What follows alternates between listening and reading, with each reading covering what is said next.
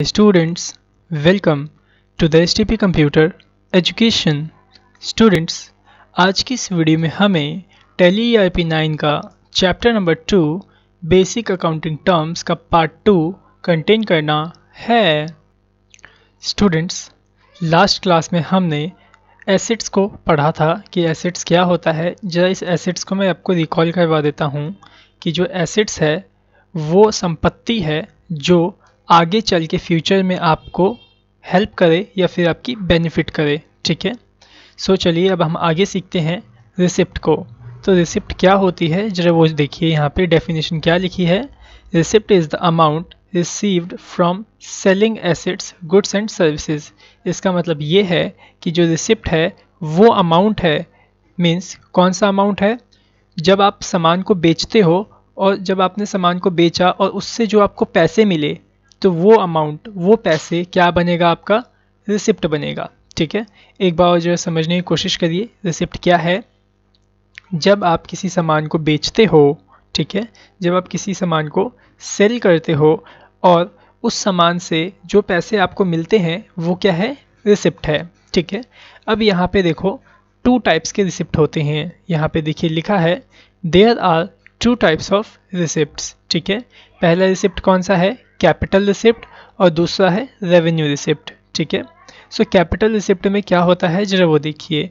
Capital receipt के अंदर अगर आप अपनी कंपनी के कैपिटल को बेच देते हो, मतलब कैपिटल को बेचना मीन्स जैसे कि आपने बिल्डिंग बेच दी या फिर फर्नीचर बेच दिया, तो ये सब क्या है, आपने अपनी कैपिटल बेच दी। और जब आप कैपिटल बेचते हो और जो उससे आपको पैसे मिलते हैं तो वो कहलाएगा आपका क्या, कैपिटल रिसिप्ट्स। ठीक है, तो आई थिंक आपको समझ में आ गया कि कैपिटल रिसिप्ट क्या है।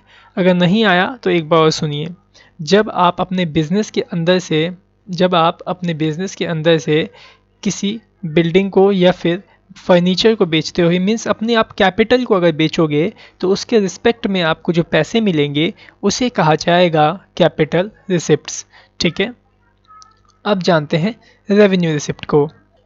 सो रेवेन्यू रिसिप्ट वो रिसिप्ट है, या फिर रेवेन्यू रिसिप्ट को आप इस तरह समझो जैसे कि आपके बिजनेस में कुछ प्रोडक्ट बन रहा है। ठीक है, आप किसी प्रोडक्ट को बनाते हो, जैसे कि समझ लो, एग्जांपल ले लो, आप एक पेन बनाते हो। आपकी कंपनी क्या करती है, एक पेन बनाती है, और जब उस पेन को आपकी कंपनी सेल करती है और उससे जब पैसे आपको मिलते हैं उसी को आप क्या बोलोगे, रेवेन्यू रिसिप्ट। ठीक है, सो आई थिंक समझ में आया आपको रेवेन्यू रिसिप्ट क्या है। मीन्स वो सामान बेचना जो आपके कंपनी में बनता हो, मीन्स जिसमें आपकी कंपनी डील करती हो। ठीक है, जैसे कि आपकी कंपनी चश्मे बना रही है या फिर पेन बना रही है और उस पेन को अगर वो सेल करती है, मीन्स अगर कंपनी अपने प्रोडक्ट्स को सेल करके जो अमाउंट उसको मिलता है कंपनी को, वो अमाउंट क्या कहलाएगा, रेवेन्यू रिसिप्ट कहलाएगा। ठीक है, सो आई थिंक आपको ये समझ में आ गया कैपिटल रिसिप्ट क्या होती है और रेवेन्यू रिसिप्ट क्या होती है। ठीक है, तो चलिए अब आगे चलते हैं। 8th पॉइंट है हमारा एक्सपेंडिचर। अभी एक्सपेंडिचर क्या है, ठीक है, तो जैसे कि यहाँ पे क्या लिखा है, एक्सपेंडिचर वो अमाउंट है जो अमाउंट को हम स्पेंड करते हैं किसी गुड्स को या एसेट्स को खरीदने के लिए। ठीक है, एक बार और समझिए एक्सपेंडिचर क्या है। जैसे कि आप कुछ सामान खरीदते हो, जैसे कि हमने यहाँ पे क्या खरीदा, कोई एसेट्स खरीदा, तो जब हम कुछ सामान खरीदेंगे या फिर कुछ एसेट्स को खरीदेंगे और उसके प्रति जो हमें पैसे देने पड़ेंगे, उसी पैसे को हम क्या बोलेंगे, एक्सपेंडिचर बोलेंगे। ठीक है, सो आई थिंक अब समझ में आया एक्सपेंडिचर क्या है। तो अब जरा देखिए यहाँ पे जो एक्सपेंडिचर है वो 2 टाइप्स के हैं। पहला है कैपिटल एक्सपेंडिचर। अब कैपिटल एक्सपेंडिचर क्या होता है जरा वो समझिए। कैपिटल एक्सपेंडिचर में अगर आप जैसे बिल्डिंग खरीद रहे हो या मशीनरी खरीद रहे हो, तो उसमें जो आप पैसे देते हो, मतलब जैसे कि आपने क्या किया, मशीन खरीदी या बिल्डिंग खरीदी और उसको खरीदते वक्त जो पैसे आपने दिए, तो वो क्या कहलाएगा, कैपिटल एक्सपेंडिचर। क्यों, क्योंकि जो बिल्डिंग है, आपकी मशीनें हैं, वो किस में आ जाती हैं, कैपिटल्स में आ जाती हैं। जैसे कि अभी आपने ऊपर पढ़ा था रेवेन्यू के अंदर, यहाँ पे सॉरी ये कैपिटल रिसिप्ट में, कि ये कैपिटल रिसिप्ट क्या है, जब हम अपने सामान को बेचते हैं, अपनी कैपिटल को बेचते हैं, तब हमें जो पैसा मिलता है वो क्या होता है, कैपिटल रिसिप्ट। तो वही चीज़ यहाँ पे है, जब हम कैपिटल को खरीदते हैं, मीन्स किसी भी कैपिटल को खरीदते हैं, जैसे कि कैपिटल में कुछ भी हो सकता है, एसेट्स भी हो सकते हैं, तो जब आप अपनी कैपिटल या फिर एसेट्स को खरीदते हो तो उस वक्त जो आप पैसा देते हो उसी पैसे को आप बोलोगे capital expenditure. Okay, so I think आपको समझ में आ गया होगा कैपिटल एक्सपेंडिचर क्या है। ठीक है, अब जानते हैं ज़रा रेवेन्यू एक्सपेंडिचर। अब जरा देखिए रेवेन्यू एक्सपेंडिचर क्या होता है। सो रेवेन्यू एक्सपेंडिचर का मतलब वो होता है जैसे कि आपका एक बिज़नेस है, आप उस बिज़नेस के अंदर कुछ काम कर रहे हो या फिर आपका बिस्किट की कंपनी है। ठीक है, समझो आपका एक बिज़नेस है और उसके अंदर आपकी क्या है, एक बिस्किट की कंपनी है। ठीक है, अब आपको अपनी सेल्स बढ़ानी है, आपको अपनी अर्निंग को बढ़ाना है, तो आपको क्या करना होगा, एडवर्टीज़मेंट चलानी होगी। ठीक है, तो जो पैसा आप एडवर्टीज़मेंट पे खर्चा करोगे, ठीक है, आपने खर्चा किया एक्सपेंडिचर पे जो पैसा, तो वो पैसे को आप बोलोगे रेवेन्यू एक्सपेंडिचर। कैसे बोलोगे रेवेन्यू एक्सपेंडिचर, जब उसे समझो। ठीक है, क्या होता है, जैसे कि आपने खर्चा किया एडवर्टीज़मेंट पे या फिर आपने खर्चा किया अपने प्रोडक्ट्स रॉ मटेरियल के ऊपर, जो भी आप खर्चा करते हो, ठीक है, तो उसी को आप बोलोगे रेवेन्यू एक्सपेंडिचर। क्यों बोलेंगे जरा वो समझिए। अगर आप रॉ मटेरियल को लेके नहीं आओगे कंपनी में तो आगे प्रोडक्ट कैसे बनेगा। अब प्रोडक्ट नहीं बनेगा तो आपका रेवेन्यू भी तो जनरेट नहीं होगा। ठीक है, जो एक बार और समझिए रेवेन्यू एक्सपेंडिचर क्या है। जैसे कि आपकी बिस्किट की कंपनी है और उस बिस्किट को बनाने के लिए आपको मैदा या फिर जो भी उसके अंदर प्रोडक्ट लगता है, जो भी सामान लगता है, उसे आप खरीदते हो, तो उसको सामान को खरीदते वक्त जो भी आप पैसे देते हो वही पैसे आपका रेवेन्यू एक्सपेंडिचर कहलाएगा। क्योंकि जब तक आप उस बिस्किट का प्रोडक्ट नहीं खरीदोगे, मीन्स बिस्किट का मटेरियल नहीं खरीदोगे, तब तक आप बिस्किट को प्रिपेयर नहीं कर पाओगे, मीन्स बिस्किट को बना नहीं पाओगे और अपने मार्केट में सेल नहीं कर पाओगे। अगर सेल नहीं करोगे तो आपको रेवेन्यू भी नहीं आएगा। तो यहाँ पे हम रेवेन्यू एक्सपेंडिचर इसीलिए यहाँ पे आया है कि जब तक आप पैसा लगाओगे नहीं, मीन्स आप पैसा लगाओगे और प्रोडक्ट बनाओगे और फिर आपका रेवेन्यू जनरेट होगा। सो आई थिंक आपको समझ में आ गया होगा कि रेवेन्यू एक्सपेंडिचर क्या है। बाकी आप इसकी डेफिनेशन एक बार पढ़ लेंगे तो आपको सही से समझ में आ जाएगा। ओके, अब चलते हैं जरा यहाँ नीचे नेक्स्ट पॉइंट पे, जिसका नाम है एक्सपेंस। अब एक्सपेंस क्या है जरा उसको समझने की कोशिश करिएगा। एक्सपेंस को मैं बड़े ही सीधे शब्दों में बताऊँ तो ये है खर्चा। ठीक है, अब क्या समझो एक्सपेंस क्या है, खर्चा है। ठीक है, अब कैसा खर्चा जरा हम उसे देखते हैं। तो यहाँ देखो हमने क्या किया है, एक्सपेंस को 4 टाइप्स में डिवाइड कर दिया है। एक्सपेंस कितने टाइप्स के होते हैं, 4 टाइप्स के। ओके, पहला है यहाँ पे क्या, प्रीपेड एक्सपेंस। ओके, तो प्रीपेड एक्सपेंस का मतलब ये होता है कि पहले से आप एडवांस में पैसा दे दो, उसके बाद आपको क्या मिलेगा, बेनिफिट मिलेगा। जैसे कि मैं आपको एक एग्जांपल देता हूँ, जब उसको समझने की कोशिश करिएगा। जब आप मोबाइल रिचार्ज करवाते हो, ठीक है, तो क्या होता है उसमें आप प्रीपेड रिचार्ज करवाते हो। आपने सुना होगा कि जब तक आप रिचार्ज नहीं करवाओगे तब तक आपको बेनिफिट्स नहीं मिलेंगे। ठीक है, जैसे कि जब आप रिचार्ज करवाओगे तभी आपके फ़ोन से कॉल जाएगी और आप इंटरनेट को सर्व कर पाओगे, लेकिन जब तक आप रिचार्ज नहीं करवाओगे तब तक आपको फैसिलिटीज़ नहीं मिलेंगी। तो ये सब किस में आ जाता है, प्रीपेड एक्सपेंस में आ जाता है। मीन्स ऐसे खर्चे जिसमें कि आपको पहले पैसे देना पड़ता है, देन उसके बाद आपको बेनिफिट मिलता है। तो वही चीज़ देखो यहाँ पे लिखी है, it is an expense that has been paid in advance and the benefit of which will be available in the following years of years। ठीक है, सो आई थिंक आप समझ गए होंगे कि प्रीपेड एक्सपेंस क्या है। और इसका एग्जांपल अगर आप देखना चाहते हैं तो देखो यहाँ पे एग्जांपल भी दिया गया है, advance rent, advance school fees. ठीक है, तो आई थिंक आप समझ गए। अब रेंट भी अगर कोई देता है तो एडवांस ही देता है, पहले पैसे दो फिर उसके बाद आपको कमरा मिलता है। ठीक है, या फिर स्कूल में अगर आप चाहते हो एडमिशन करवाने के लिए, वो भी क्या मांगते हैं, पहले फीस देन उसके बाद एंट्री मांगते हैं। तो यही है आपका प्रीपेड एक्सपेंस। ठीक है, अब जरा जानते हैं आउटस्टैंडिंग एक्सपेंस के बारे में। ठीक है, अब ये आउटस्टैंडिंग का मतलब क्या होता है जरा वो समझिए। आउटस्टैंडिंग का मतलब ये होता है कि आपको बेनिफिट पहले मिल जाए और पैसे बाद में देना हो। ठीक है, तो आउटस्टैंडिंग एक्सपेंस का मतलब आप समझे क्या है, मीन्स इसमें क्या होगा, आपको आउटस्टैंडिंग एक्सपेंस के अंदर बेनिफिट आपको पहले मिलेगा और जो पैसे हैं उसे आपको बाद में देने रहेंगे। जैसे कि आपको मैं एक एग्जांपल देता हूँ, इलेक्ट्रिसिटी बिल। ठीक है, तो आप क्या करते हो, सबसे पहले 1 मंथ पूरा इलेक्ट्रिसिटी कंज्यूम कर लेते हो। ठीक है, इलेक्ट्रिसिटी आप क्या करते हो, पहले 1 मंथ पूरा कंज्यूम कर लेते हो, ले लेते हो, देन उसके बाद आपका बिल आता है, देन उसके बाद आप उसका पेमेंट करते हो। तो मतलब इसमें क्या हुआ, पहले आपको मिला बेनिफिट, देन उसके बाद आपने उसका पेमेंट किया। तो इसके अंदर देखो एक और एग्जांपल लिखा है ऑडिट फ़ी वाला भी। तो आप इसे पढ़ लीजिएगा, आपको समझ में आ जाएगा। बाकी इसी एग्जाम्पल से ही आपको पता चल गया होगा कि आउटस्टैंडिंग एक्सपेंस कौन सा खर्चा है, जिसके लिए क्या होता है, पहले बेनिफिट मिल जाता है, देन बेनिफिट मिलने के बाद हम क्या करते हैं, उसकी पेमेंट करते हैं। ठीक है, सो आई थिंक आपको ये समझ में आ गया होगा। अब जरा चलते हैं यहाँ पे, अगला है डायरेक्ट एक्सपेंस और इनडायरेक्ट एक्सपेंस। अब डायरेक्ट एक्सपेंस क्या है, जरा उसे समझने की कोशिश करिएगा अच्छे से। यहाँ पे जो डायरेक्ट एक्सपेंस का मतलब है वो कौन सा खर्चा है, जरा उसे समझो। इसकी पहले डेफिनेशन आप साफ साफ पढ़ लो, आई थिंक आपको डेफिनेशन से ही थोड़ा समझ में आ जाएगा पहले ही। क्या लिखा है इसकी definition, direct expenses are directly related to the production. क्या लिखा है, direct expense are directly related to the production of the product. मतलब इसमें साफ साफ ये लिखा है कि जो डायरेक्ट एक्सपेंस है, जो डायरेक्ट खर्चे हैं, वो किससे डायरेक्टली रिलेट करते हैं, आपके प्रोडक्ट से। कब, जब प्रोडक्शन हो रही होती है प्रोडक्ट की तब। जैसे कि रॉ मटेरियल, ठीक है, जैसे कि एग्जांपल में देखो लिखा है ना, कॉस्ट ऑफ रॉ मटेरियल। अब कॉस्ट ऑफ रॉ मटेरियल का मतलब समझो, जैसे कि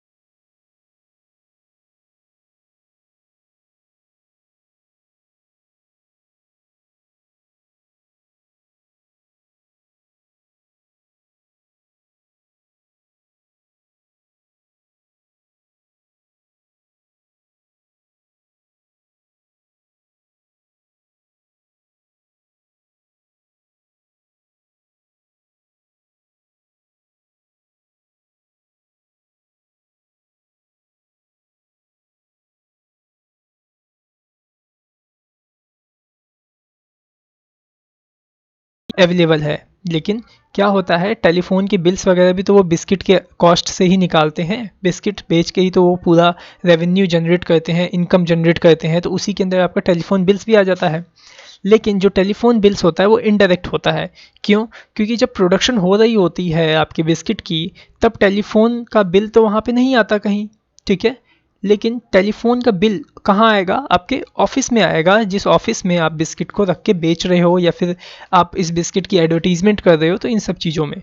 तो आई थिंक आप इतना समझ लो, इनडायरेक्ट एक्सपेंस वो एक्सपेंस होता है जो डायरेक्ट रिलेट नहीं करता है आपके प्रोडक्ट के साथ, ठीक है। अब जैसे कि एक और एग्जांपल देता हूँ, जो फैक्ट्री में एक गार्ड होगा बाहर, जैसे गार्ड होते हैं फैक्ट्री के अंदर, वो बाहर बैठा होता है, ठीक है। तो उसकी सैलरी कहाँ से निकलेगी, वो तो बिस्किट नहीं बना रहा ना, क्या कर रहा है, गार्ड तो बिस्किट नहीं बना रहा, जो लेबर है वो बिस्किट को बना रहे हैं। तो जो लेबर की कॉस्ट होगी वो क्या होगी, वेजेस कहलाएगी। और जो गार्ड बैठ के वहाँ पे चौकीदारी कर रहा है, जो उसकी सैलरी होगी वो सैलरी कहलाएगी, ठीक है। तो इसमें ज़रा आप डिफरेंस समझिएगा। वेजेस क्या होता है, जो वो लोग वेजेस लेते हैं जो प्रोडक्ट से डायरेक्ट रिलेट करते हैं, और सैलरी कौन लेते हैं, जो लोग प्रोडक्ट से डायरेक्ट रिलेट नहीं करते हैं। इसीलिए सैलरी को भी यहाँ पे हमने क्या लिखा है, इनडायरेक्ट एक्सपेंस लिखा है, ठीक है। अब बाकी जो एडवर्टीजमेंट वगैरह ये सब आपका इनडायरेक्ट एक्सपेंस में चला जाएगा। प्रिंटिंग वगैरह देख रहे हो ना, जैसे प्रिंटिंग करवाते हैं कब, जब एडवर्टीजमेंट वगैरह होती है, इन सब चीज़ों में, ठीक है। सो आई थिंक आपको अच्छे से क्लियर हो गया होगा डायरेक्ट एक्सपेंस क्या है और इनडायरेक्ट एक्सपेंस क्या होता है, ओके। और अगर इसमें से किसी भी चीज़ में आपको प्रॉब्लम आ रही होगी ना, जैसे कि ये मेरे को इसका मीनिंग समझ में नहीं आया या फिर इसका मीनिंग समझ में नहीं आया, तो आप बेफिक्र होके आप हमें कॉल करिएगा हमारे नंबर पे, जो नंबर आपको प्रोवाइड किए गए हैं, ठीक है। और सुबह 10 बजे से लेकर शाम के 6 बजे तक के बीच में आप हमें कॉल करिएगा। आप जब भी कॉल करेंगे हम आपका कॉल रिसीव करेंगे, और जो भी आपकी प्रॉब्लम होगी हम उसे सॉल्व कर देंगे, ओके। सो आप ऐसा मत समझिएगा कि ये चीज़ समझ नहीं आया तो हम कॉल कैसे करें, तो फ्रीली आप हमें कॉल कर सकते हैं, ओके। तो चलिए अब ज़रा आगे सीखते हैं इनकम के बारे में। इनकम क्या होती है? इनकम तो आपको पता ही होगा क्या होती है, फिर भी यहाँ पे एक बार देख लीजिए इनकम क्या है। Income is the profit earned during a period of time. ठीक है, इनकम एक ऐसा प्रॉफिट है जो कि आप टाइम के साथ साथ अर्न करते हो। ठीक है, अब जरा इसे समझिए आगे। यहाँ पे देख रहे हो एक फॉर्मूला लगा है, income equals to revenue minus expense. अब इस फॉर्मूले को थोड़ा समझने के लिए आपको पहले समझना होगा रेवेन्यू को। ठीक है, अब रेवेन्यू क्या होता है जरा वो समझने की कोशिश करिए, मैं समझाता हूँ आपको। ओके, समझिए कि आपने क्या किया, एक पेन बनाया जिसमें कॉस्ट आया, मीन्स खर्चा आया 4 रुपये का। ठीक है, और आप कहते हो कि ये पेन जो मैंने बनाया है 4 रुपये में, मैं इसको बेचूंगा 5 रुपये का। ठीक है, तो आपने बोला 5 रुपये। ठीक है, तो अब 5 रुपये जो आपने बोला ना, वो क्या होगा, रेवेन्यू होगा। ठीक है, क्या होगा, 5 रुपये आपका रेवेन्यू होगा। अब जरा देखो, इस 5 रुपये में से अगर आप अपने खर्चे एक्सपेंस माइनस कर दो, मीन्स कौन से एक्सपेंस जो आपने लगाए हैं उस पेन में, पेन को बनाने में, तो अपने कितने रुपये लगाए हैं, 4 रुपये। तो अगर 5 रुपये में से आप 4 रुपये माइनस कर दोगे तो आपकी इनकम कितनी आएगी, 1 रुपये। तो आई थिंक आप समझ गए होंगे कि मैं यहाँ पे क्या बोलने की कोशिश कर रहा हूँ। स्टूडेंट्स, अब चलिए देखिए नेक्स्ट पॉइंट को।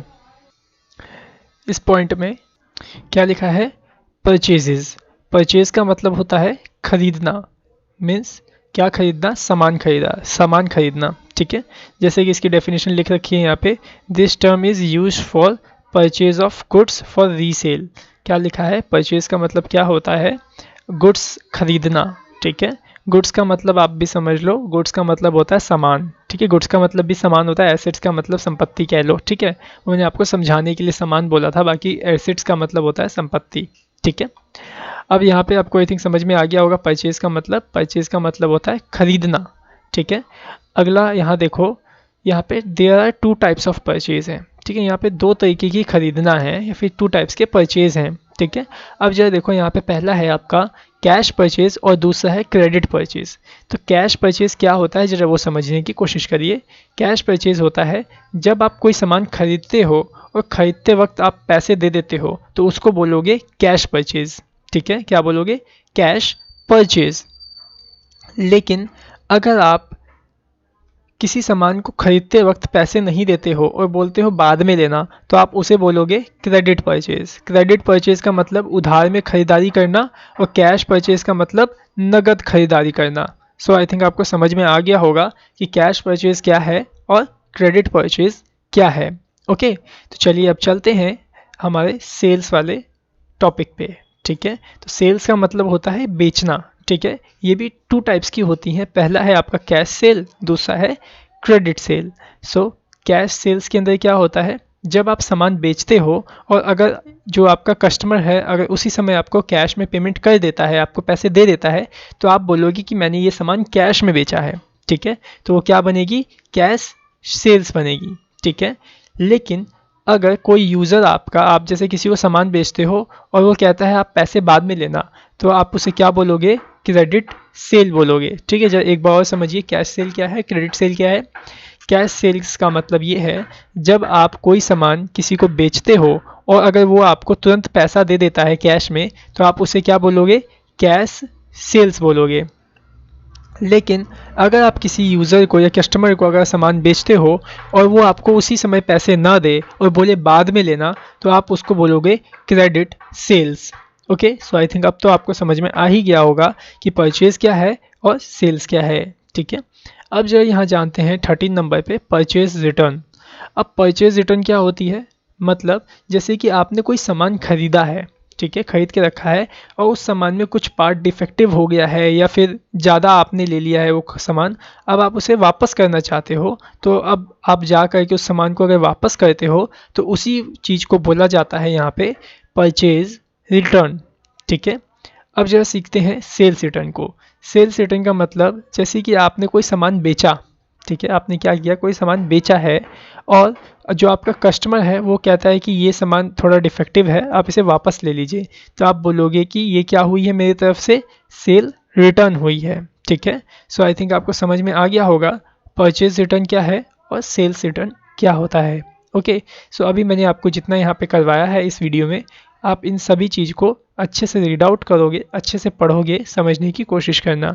और अगर किसी भी पॉइंट का मतलब अगर समझ में ना आए तो आप हमें कॉल करके हमसे पूछ लेना। ओके, सो आज की वीडियो में सिर्फ इतना ही।